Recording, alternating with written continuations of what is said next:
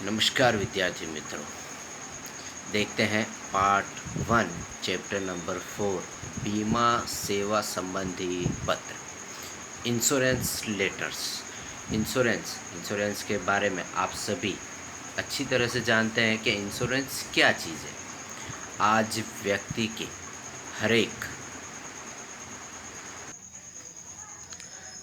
व्यक्ति के जीवन में इंश्योरेंस बीमा का बहुत ज़्यादा महत्व है, क्योंकि बीमा होना इंसान के लिए बहुत ही ज़रूरी है, आवश्यक है। एक ऐसा कहा जाए तो एक जीवन का भाग भी कहा जा सकता है, क्योंकि इंश्योरेंस के माध्यम से व्यक्ति अपनी आवश्यकताओं की पूर्ति नहीं कर सकता, बल्कि अपनी जो आर्थिक नुकसान हुआ है उसका कुछ हिस्से में कुछ परसेंटेज क्या कर सकता है, भरपाई कर सकता है। इसीलिए यहाँ पर लिखा है कि कई बार व्यक्ति के साथ ऐसी घटनाएं घटती है जिसके कारण उसे आर्थिक नुकसान होता है। उस आर्थिक नुकसान की भरपाई के लिए मनुष्य अपना इंश्योरेंस करवाता है।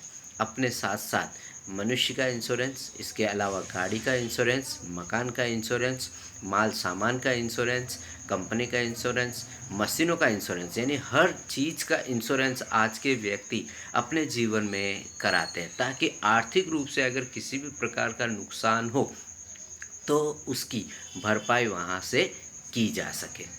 आज व्यक्ति के जीवन में बहुत सारी ऐसी घटनाएं घटती है, अनायास घटनाएं, आकस्मिक घटनाएं जो अचानक घट जाती है। जैसे किसी व्यक्ति के मकान में आग लग जाए। अब आग लगने का मतलब है कि घर में नुकसान होना, 2, 5, 10 लाख रुपए का जब नुकसान होता है तो उस नुकसान की भरपाई करने के लिए अगर हमने इंश्योरेंस कराया है तो वो 2, 5, 10 लाख हमें वो इंश्योरेंस से प्राप्त होंगे, ताकि हमारी बचत हमारे पास सही ढंग से सेफ रहे। इसके बाद यहाँ पर दिया है कि दुर्घटना है, बीमारी है, मृत्यु है। अचानक अगर कोई व्यक्ति अपना इंश्योरेंस कराता है और उसकी अचानक दुर्घटना में मौत हो जाती तो उसके परिवार का क्या? तो उसके परिवार के रक्षण के लिए भी व्यक्ति अपना इंश्योरेंस करवाते हैं। और मनुष्य को जीवन में अपना एक न एक इंश्योरेंस कराना जरूरी होता है और कराना चाहिए, ताकि आर्थिक रूप से हम अपने पीछे वालों को कुछ मदद कर सकें। इसके लिए आप जानते हैं LIC की है। इसके अलावा दूसरी बहुत सारी प्राइवेट कंपनियां भी हैं जो इंश्योरेंस का कार्य करती है। इसके बाद है दुर्घटना, बीमारी, मृत्यु, धंधे में हानि, संपत्ति का प्राकृतिक अथवा मानव सर्जित आपदाएं एवं आपत्ति से बर्बादी इत्यादि उदासीन घटनाओं की भविष्यवाणी करना कठिन होता है। भविष्य के बारे में हम नहीं जानते हैं, परंतु भविष्य से सावधान रहने के लिए हम अपना क्या करवाते हैं, इंश्योरेंस करवाते हैं।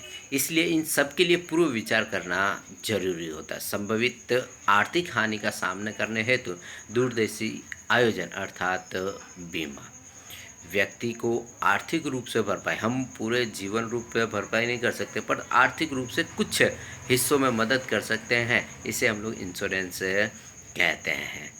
अब इंश्योरेंस की आवश्यकताएं क्यों पड़ती है, बीमा की आवश्यकताएं क्यों है? तो बीमा की आवश्यकताओं के लिए यहाँ पर बहुत सारी चीज़ें दी हैं, जैसे कि जीवन दौरान मनुष्य द्वारा की जाने वाली विविध प्रवृत्तियों में बहुत खतरे होते हैं, यानी कि इंसान के जीवन में बहुत रिस्क होता है। आज न करे नारायण, आज कौन सी घटना घट जाए उसके बारे में कोई भी अपना भविष्य कह सकता नहीं है, भविष्य के बारे में कोई जानता नहीं है। इसीलिए हम अपने साथ बहुत सारे खतरे लेकर चलते हैं और खतरे से बचने के लिए यहाँ पर इंश्योरेंस कराना आवश्यक है। आज एग्जाम्पल के तौर पर देखा जाए तो हम घर से निकले हैं गाड़ी लेकर और कहीं न करे नारायण अगर एक्सीडेंट हो जाता है तो क्या? इसके लिए यहाँ पर लिखा है कि जहाँ पर बहुत सारे व्यक्ति क्या करता है, जो भी प्रवृत्तियाँ करता है वो खतरे से भरी हुई होती है। बाजार में बिक्री हेतु दुकानों में माल सामान का संग्रह होता है। माल सामान यानी आज हम लोग देखते हैं कि दुकानों के अंदर बहुत सारा माल सामान होता है, संग्रह किया जाता है, ताकि क्या किया जा सके, भविष्य में उसका उपयोग किया जा सके। फैक्ट्री में कच्चा माल तथा उत्पादित माल सामान होता है। ये माल सामान ट्रेन, ट्रक, जहाज़ों द्वारा परिवहन के अन्य माध्यमों द्वारा एक स्थान से दूसरे स्थान पर भेजा जाता है, जिसमें चोरी, लूटपाट का भय, प्राकृतिक एवं मानव सर्जित आपदाएं होती रहती है, जिससे हानि का जोखिम रहता है। परिवहन दौरान दुर्घटना अन्य कारणों से माल सामान को क्षति पहुंचने की संभावना रहती है।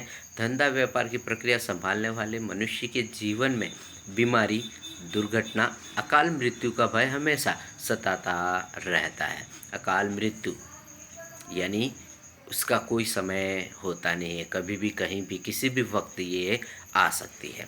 इस प्रकार के संभावित जोखिम को हम हटा नहीं सकते, परंतु पूर्व चेतना के भाग के रूप में तैयारी ध्यान दे सकते हैं। इन सभी के लिए बीमा सेवाएं उपलब्ध हैं। यदि पहले से ही बीमा का आयोजन करें तो ऐसे संभावित आपदाओं या जोखिमों से सुरक्षा प्राप्त करने की व्यवस्था कर सकते हैं। वर्तमान युग में मनुष्य के जीवन में प्रवृत्तियों का विस्तार हो रहा है, जिससे बीमा सेवाओं में मांग के अनुसार आमूल परिवर्तन हो रहे हैं। यानी कहने का मतलब है कि मनुष्य के जीवन में बहुत सारे परिवर्तन हो रहे हैं, तो उन परिवर्तनों के साथ इंश्योरेंस के अंदर, बीमा के अंदर भी बहुत सारे परिवर्तन किए गए हैं। आज ऐसे ऐसे इंश्योरेंस आते हैं जिससे पूरे परिवार का एक सुरक्षा कवच तैयार होता है, पूरी परिवार का इंश्योरेंस होता है, पूरी कंपनी में काम करने वाले सारे कर्मचारियों का भी इंश्योरेंस होता है।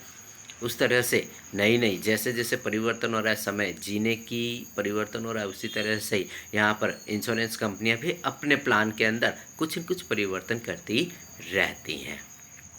अब किसी भी बात के संबंध में बीमा करार का विषय बन चुका है। आधुनिक युग में आर्थिक व्यवस्था की बढ़ती जटिलताएं, मनुष्य अपने कौशलों के लिए बढ़ती जोखिम के कारण जिसका बीमा किया जा सके, ऐसी बातों की संख्या और उनका विस्तार बढ़ रहा है।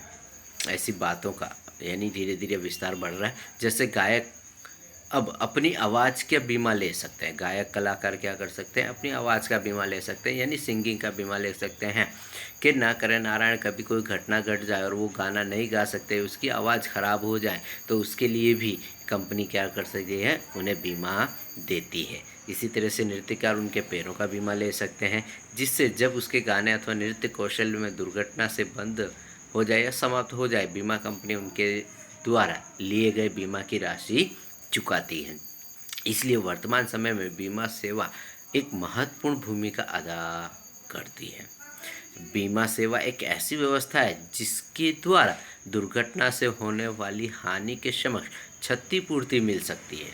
क्षतिपूर्ति यानी जो हमारी कमी है उसे हम पूरा कर सकते हैं, परंतु उसे जीवन भर पूर्ति नहीं होती है।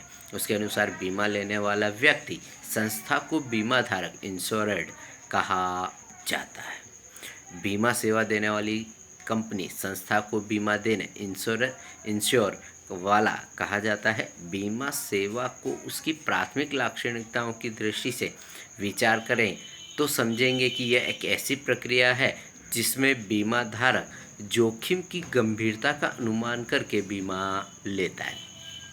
कहने का मतलब यहाँ पर है कि कोई भी व्यक्ति जब भी बीमा लेता है तो वो अपनी जोखिमता को पहले से ही क्या करता है, निश्चित करता है कि अगर मुझे इस घटना से या इस व्यवहार से अगर किसी भी प्रकार का नुकसान हुआ तो लगभग इतने रुपए का नुकसान होगा। उस अनुसार वह क्या करता है, अपना इंश्योरेंस लेता है। एग्जाम्पल के तौर पर अगर हमने घर लिया है और घर की कीमत समझो कि 50 लाख रुपए है, तो व्यक्ति को 50 लाख रुपए का इंश्योरेंस मिलता है।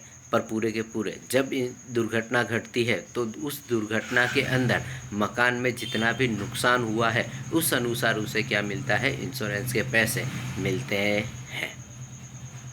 इसके बाद आगे दिया है कि पॉलिसी में कुछ उनके वारिसदार को मुआवजा मिलता है। वास्तव में प्रत्येक बीमा धारक को बीमा सेवा के भाग रूप में उनके द्वारा खरीदी गई पॉलिसी के लिए दावा करने की आवश्यकता उत्पन्न नहीं होती।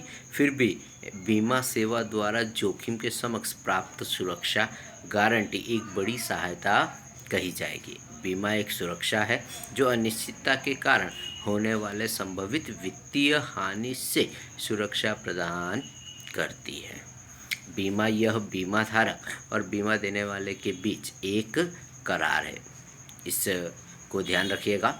बीमा क्या है, बीमा धारक यानी बीमा लेने वाले और बीमा देने वाले के बीच में एक करार है कि जिसमें बीमा धारक द्वारा निश्चित समय अंतराल पर चुकाई जाने वाली राशि अर्थात बीमा प्रीमियम के बदले में आयु, मृत्यु या जिसका जोखिम आरक्षित किया है वह घटना बने तब मुद्रा के रूप में मुआवजे के स्वरूप में दी जाती है।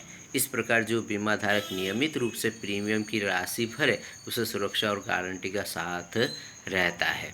अलग अलग पॉलिसी द्वारा सामान्य व्यक्ति को दुर्घटना या बीमारी के दौरान वित्तीय सहायता, निवृत्ति के पश्चात नियमित आय या मृत्यु बाद परिवार के सदस्यों की वित्तीय सुरक्षा की गारंटी जमानत मिलती है।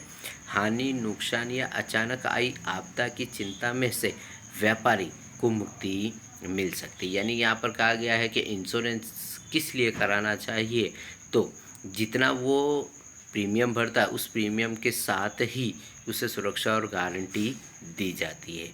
और बाकी जैसे बीमारी के दुर्घटना या बीमारी के दौरान वित्तीय सहायता मिलती है। रिटायरमेंट होने के बाद भी यहाँ पर पेंशन के रूप में बीमा इंश्योरेंस कंपनी पैसे देती है। मृत्यु के बाद परिवार के लोगों को वित्तीय सुरक्षा की गारंटी देती है, जिससे हानि, नुकसान, अचानक आई आपदा से व्यक्ति अपनी और अपने परिवार की रक्षा कर सकता है। आगे देखते हैं बीमा के प्रकार। बीमा के प्रकार आप 11th में भी पढ़कर आ चुके हो। बीमा कंपनियों की नीति एवं व्यावसायिक सेवाओं को ध्यान में रखकर बीमा सेवा के मुख्य 2 भागों में बांटा गया है। जीवन बीमा सबसे प्रचलित स्वरूप है। समग्र जीवन को समाविष्ट करने वाली आजीवन पॉलिसी होल लाइफ पॉलिसी बीमा धारक की मृत्यु के पश्चात उनके वारिसदारों को निश्चित राशि का भुगतान करती है। यानी व्यक्ति जितनी राशि का इंश्योरेंस करवाता है वह राशि उसके परिवार के व्यक्तियों को दी जाती है। जीवन दरमियान अवधि बीमा पॉलिसी एंडोमेंट पॉलिसी की लाक्षणिकता अनुसार निश्चित की गई समयावधि पर अथवा बीमा धारक को समयांतर पर नियमित आय मिलती है। यानी ये पॉलिसी के अंदर व्यक्ति अगर पॉलिसी करवाता है तो उसके जीवन के दरमियान ही कुछ कुछ समय पर पैसे मिलते रहते हैं, और जब अवधि पूरी हो जाती है तो संपूर्ण राशि वहाँ पर मिलती है। दुर्घटना के समय अधिक सुरक्षा देती बीमा पॉलिसी एक्सीडेंट पॉलिसी आधुनिक समय में विडंबना अनुसार मार्ग, सड़क, रेल, हवाई मार्ग जैसे परिवहन दुर्घटना की संभावना बढ़ जाती है। बीमा धारक को उसके अंतर्गत होने वाली जान हानि के सामने ज़्यादा राशि का लाभ मिलता है। आज हम लोग देखते हैं कि सभी 4 व्हीलर से लेकर सभी गाड़ियों के इंश्योरेंस होते हैं, ताकि यहाँ पर थर्ड पर्सन पॉलिसी की जाती है, ताकि गाड़ी को भी अगर किसी प्रकार का नुकसान हुआ है, व्यक्ति को किसी प्रकार का नुकसान हुआ है या सामने वाले व्यक्ति को किसी प्रकार का भी नुकसान हुआ है, तो तीनों को यहाँ पर इंश्योरेंस कंपनी क्या करती है, उनके खर्चों के अनुसार, यानी उनकी जो दुर्घटना में जो भी खर्चा होता है उस अनुसार वह क्या करती है, राशि का भुगतान करती है। थर्ड पर्सन पॉलिसी होती है, यानी गाड़ी को नुकसान हुआ उसकी भरपाई भी करती है। अगर हमें कुछ नुकसान हुआ तो उसकी भी भरपाई करती है, और सामने वाला व्यक्ति को अगर कुछ हुआ है या उसके हाथ पैर टूट गए या कुछ भी हुआ है, अगर उसकी मृत्यु भी हो गई तो इंश्योरेंस कंपनी क्या करती है, उस अनुसार अपनी राशि उन्हें देती है। दूसरा है सामान्य बीमा, बीमारी के दौरान सुरक्षा देती बीमा पॉलिसी मेडिक्लेम पॉलिसी। आजकल सबसे प्रचलित अगर कोई पॉलिसी है तो वो मेडिक्लेम, क्योंकि लगभग सभी व्यक्ति अपने मेडिक्लेम पॉलिसी करा कर रखते हैं। आधुनिक समय में शारीरिक व मानसिक श्रम एवं तनाव के कारण बीमारियों का अनुपात छोटी आयु से बढ़ा है। बीमा धारक को उनकी अपनी बीमारी हेतु आवश्यक जांच, दवाएं, ऑपरेशन के लिए होने वाले वित्तीय खर्च के सामने सुरक्षा मिलती है। उसी तरह से आग के जोखिम के सामने सुरक्षा हेतु फायर इंश्योरेंस, घरेलू तथा व्यावसायिक इमारतों में उसमें रही आग के जोखिम के सामने सुरक्षा हेतु बीमा फायर इंश्योरेंस, घरेलू तथा व्यावसायिक इमारतें एवं उसमें रही साधन सामग्री को आग से होने वाले नुकसान की समक्ष सुरक्षा प्रदान करती है। इस पॉलिसी के अनुमति अनुसार बवंडर, बाढ़, भूकंप, प्राकृतिक और मानव सर्जित आपदा या विस्तार या शामिल कर सकते हैं। उसी तरह से अंतिम है समुद्री व्यापार बीमा मरीन इंश्योरेंस। इस बीमा के अंतर्गत जहाज में रखे माल सामान, चालक दल, यात्री तथा माल की जिम्मेदारी का समावेश होता है। वह आग, आंधी, तूफान या अन्य समुद्री खतरों के सामने सुरक्षा प्रदान करता है। त्राहित पक्ष यानी थर्ड पार्टी को होने वाले नुकसान को भी शामिल कर लिया जाता है। परिवहन से संबंधित जोखिम बीमा motor vehicle insurance car, truck, motorcycle जैसे वाहनों की चोरी या उसकी हानि समक्ष सुरक्षा प्रदान करती है। उसी तरह से चोरी, लूटपाट के जोखिम के सामने भी थेफ्ट इंश्योरेंस बीमा से आरक्षित हुए स्थान पर चोरी, लूटपाट से हुए नुकसान की क्षतिपूर्ति करता है। तदुपरांत फसल का बीमा, पशुओं का बीमा, जमानत गारंटी से जोखिम का बीमा इत्यादि का बीमा सेवाएं उपलब्ध होती है। इस प्रकार बीमा सेवा या क्षति की पूर्ति करने के सिद्धांत पर रचा गया गठन है, जिसमें पहले से योग्य पॉलिसी की खरीदी कर नियमित प्रीमियम भरकर स्वीकार किया जाता है। निश्चित प्रीमियम भरने के पश्चात बीमा धारक को बड़ी चिंता से मुक्ति मिलती है। इस तरह से यहाँ पर बीमा के अलग अलग प्रकार होते हैं और उसी अनुसार मनुष्य के हर एक चीज़ का यहाँ पर इंश्योरेंस करके उसको होने वाली नुकसान की क्षतिपूर्ति की जाती है।